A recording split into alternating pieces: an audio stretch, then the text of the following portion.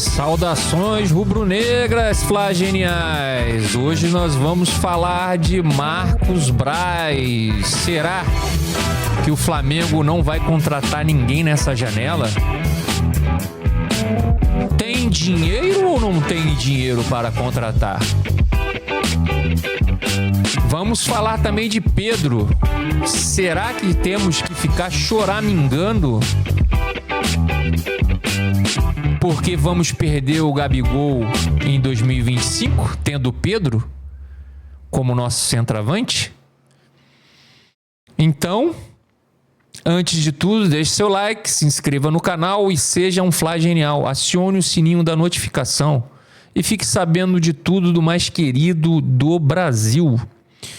Então vamos lá. Segundo o site Lance, torcedores do Flamengo detonam a atuação de Marcos Braz no mercado da bola, chamando o diretor, vice-presidente de palhaço, tá? Na janela de transferência do meio do ano, o Flamengo ainda não anunciou novos reforços para o elenco. Apesar disso, o clube já demonstrou interesse em Lucas Paquetá, Claudinho e Marcos Antônio. Nas redes sociais, Marcos Braz, vice-presidente de futebol do Rubro Negro, vem sendo muito criticado pela atuação do clube no mercado. Enquanto o clube segue parado, diversos rivais no Brasil vêm anunciando contratações, né? Bom, em relação ao Marcos Braz, e aí eu não vou nem direcionar o Marcos Braz ao Flamengo em si, em relação ao Lucas Paquetá, eu já tinha falado nos vídeos anteriores aqui, que para mim foi uma loucura desvairada querer contratar o Lucas Paquetá, mesmo porque a gente não sabe o que vai acontecer com esse atleta. Apesar de eu gostar do futebol dele, independente dele de ter ido mal na Copa América com o Brasil, eu gosto do futebol dele, né? Eu acredito no futebol dele e se tivesse vindo para o Flamengo numa outra situação,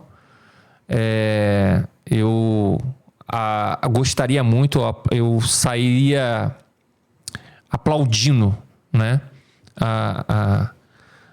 A diretoria de futebol, a vice-presidência de futebol do Flamengo.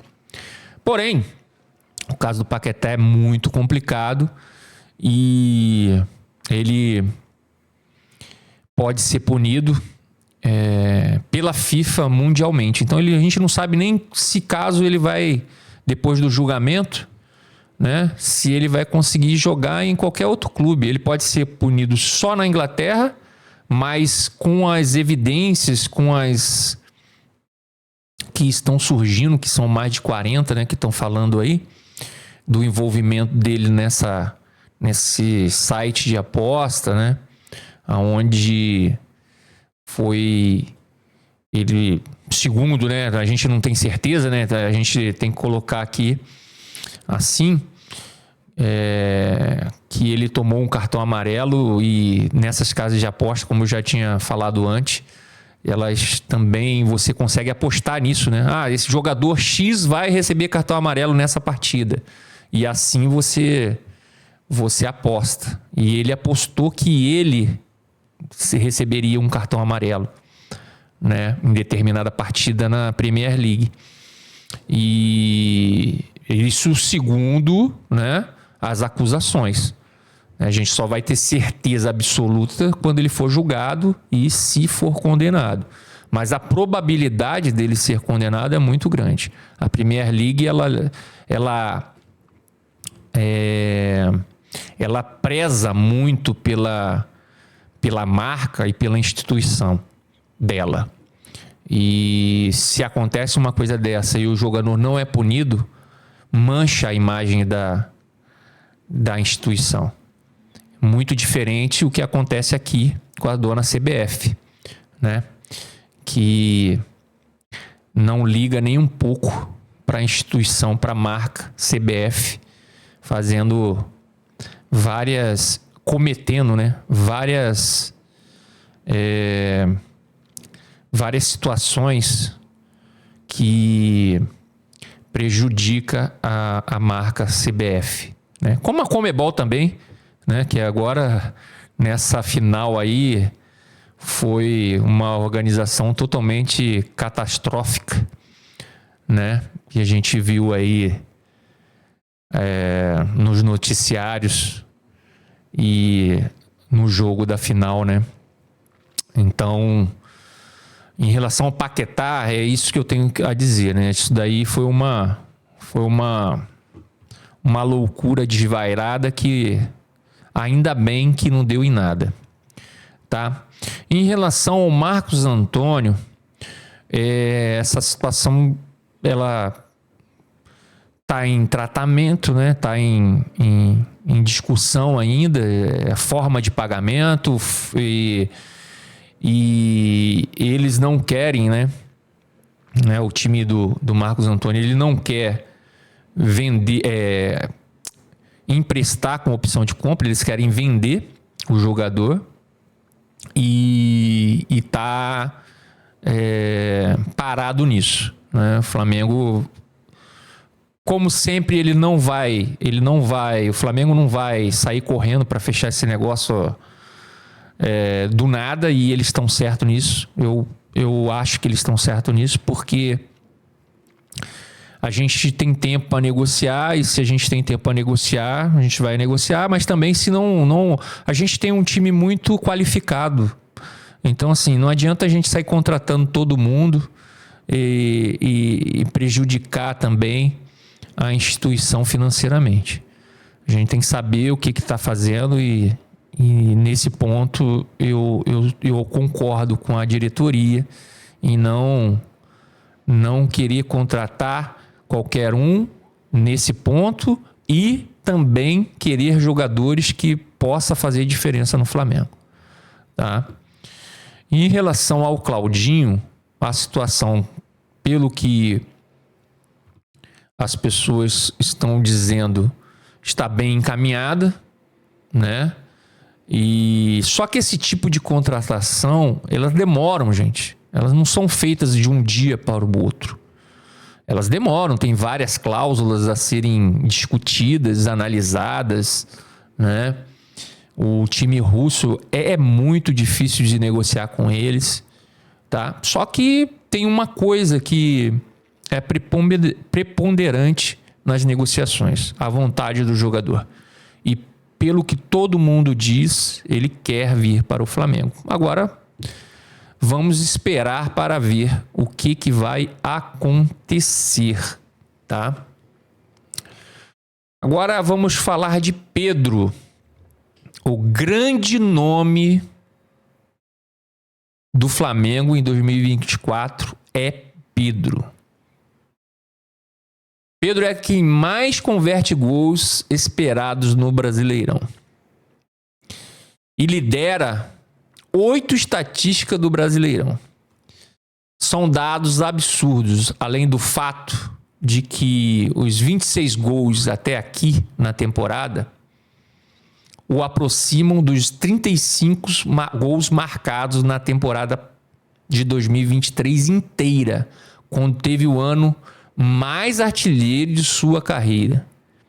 Artilheiro do Brasil com 5 gols de frente para Lucero.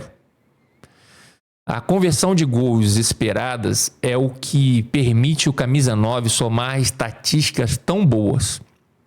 Pedro lidera a estatística e é o jogador que mais converte gols esperado em todo o campeonato brasileiro.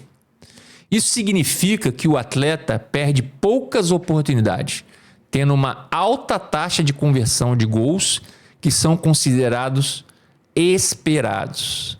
A métrica de XG, expect goal em inglês, ou seja, gols esperados ou expectativas de gols, coloca as finalizações em diferentes níveis de dificuldade, de fora de área, voleio, bicicletas ou demais lances plásticos entram na categoria de finalizações, consideradas mais difíceis.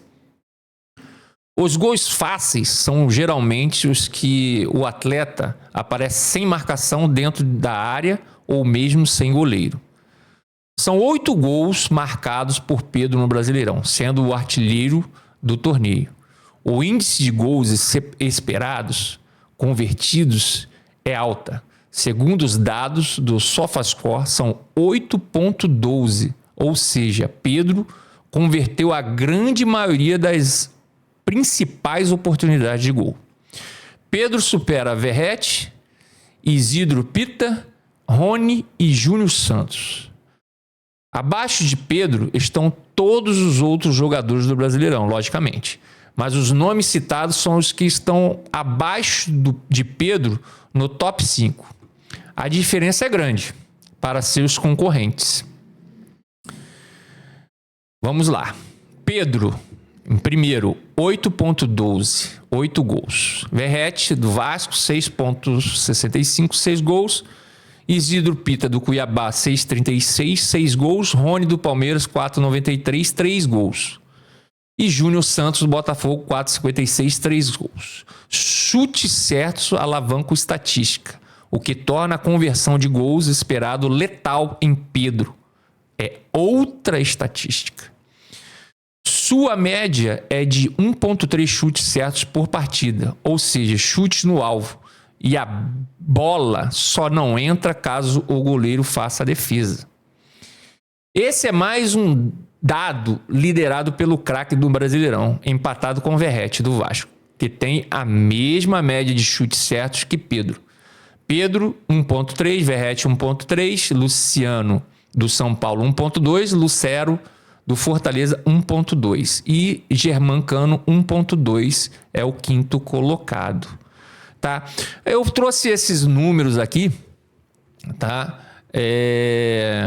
Por quê? Porque nessa eminente saída do Gabigol, tá? Que eu já falei aqui antes, pode acontecer, também pode não acontecer. Tem muitos torcedores chorando. Ai, mas o Gabigol vai sair. Ah, mas o Gabigol, não sei o que, mas o Gabigol. Gente, a gente tá com um centroavante nível Europa jogando no Flamengo. Os dados dele são impressionantes. Então, não temos o porquê de ficar chorando a saída do Gabigol, sendo que a gente tem o Pedro. Inclusive, eu vou me policiar para falar menos de Gabigol e mais de Pedro nos nossos vídeos, tá? A não ser que aconteça coisas que não tem como não falar.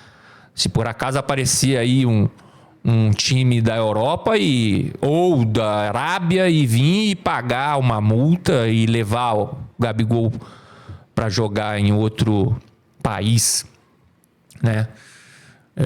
Se acontecer isso, não tem como. Mas eu acredito que a gente tem que falar mais do Pedro, tá? Do que as trapalhadas do Gabigol e de sua situação no Flamengo. O Pedro é um centroavante nível Europa. E com o Tite, ele melhorou muito o seu jogo sem bola. A sua transição defensiva, porque ele faz uma transição defensiva e ajuda aí muito o meio-campo e a defesa consecutivamente, marcando mais a saída de bola, voltando até o meio de campo, fazendo as sombras necessárias devido ao conceito de marcação que o Tite estabelece para cada jogo, a bola ir para onde o técnico do rubro-negro deseja que ela vá. Tá? Então é isso, pessoal. Esse vídeo foi um vídeo curto, rápido, só para deixar claro a situação de contratação do Marcos Braz e falar do nosso grande centroavante nível Europa, Pedro. Então, que Deus ilumine os passos de todos, nós, e até mais!